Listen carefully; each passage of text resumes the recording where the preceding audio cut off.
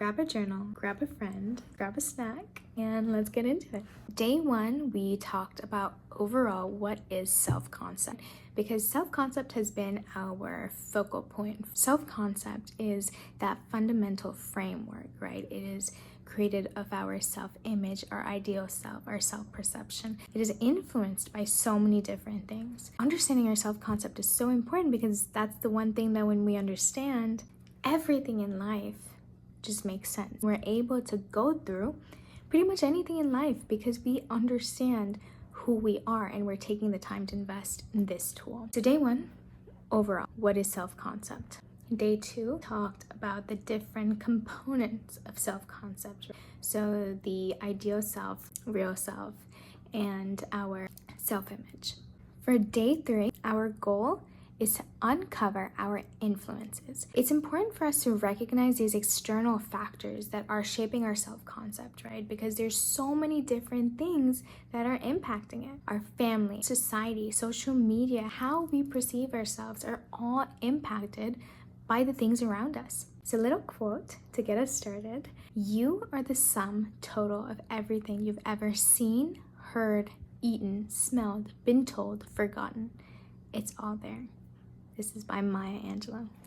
So our goal of this lesson is to walk away understanding what the external factors that have an influence on our self-concept are. Self-concept isn't solely an internal creation, right? It is shaped by all the external factors that are around us. The impact of family, society, and media all play such a significant role on how we perceive ourselves. Understanding these external factors can provide such valuable insight into the complexities of our self-concept. It understands how exactly we are being shaped by the world. It makes us more aware. One of the most fundamental influences of our self-concept are our families, right? The very foundation of our social interactions are family. From the moment that we enter the world, our family becomes our primary source of influence. The nurturing words of a parent or criticism we receive can leave an incredible mark on who we believe we are. So for example, imagine growing up in a family where your achievements are celebrated. There is positive reinforcement. This positive reinforcement can lead to a strong self-concept and confidence in a child, right? However, on the other hand, if a family member is constantly questioning your abilities, it may result in you believing in self-doubt and questioning your own abilities. So take a moment and consider a role your family has played in shaping your self-concept. Are there any particular patterns in their interactions that stand out? Now, one of our biggest influences outside of family is society. Society is like this unspoken dictator.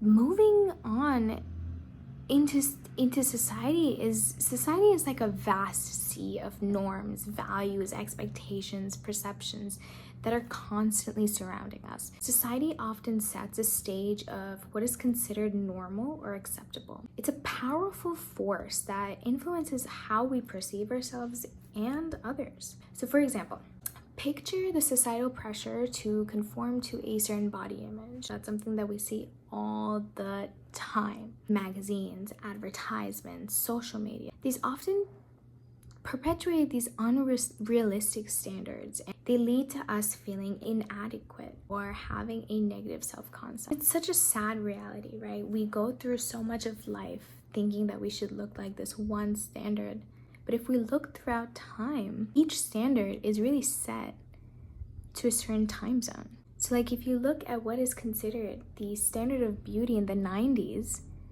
that is so different than what is considered the standard of beauty now. Truly, if our beauty is just subject to a different time, and it's just the time that matters, then each and every one of us, we hold timeless beauty. How cool is that? So I want you to now consider societal norms that have impacted your self-concept. How have you felt pressure to fit into this mold, and how do you feel it has affected your self-concept? Now, let's talk about media. Media is an entity that shapes not only the world, but how we view ourselves.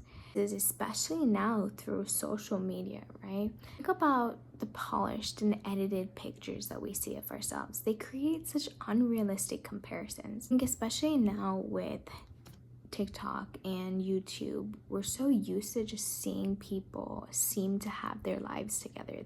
This one quote really stuck with me, and it is, "The constant stimulation becomes a subconscious comparison." That is so true, because even if we're not realizing it, if we're constantly consuming all this content, it is subconsciously having an impact on us. We might compare ourselves to people without even noticing. That can have an impact on our self-concept. Now that we've explored the impact of family, society, and media, it's crucial that we cultivate a sense of awareness, recognizing how these influences impact our self-concept allows us to consciously navigate their impacts on our self-concept.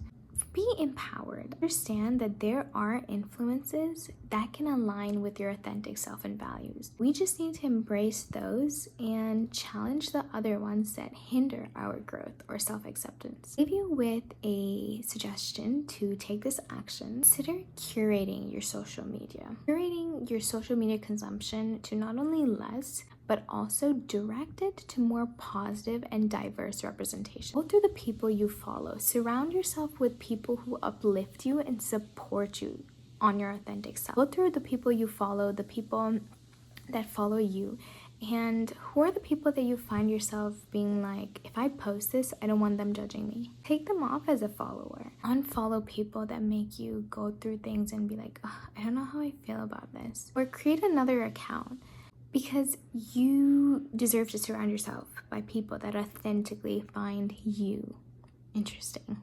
Now it is time to reflect. Go ahead and bring out your journals.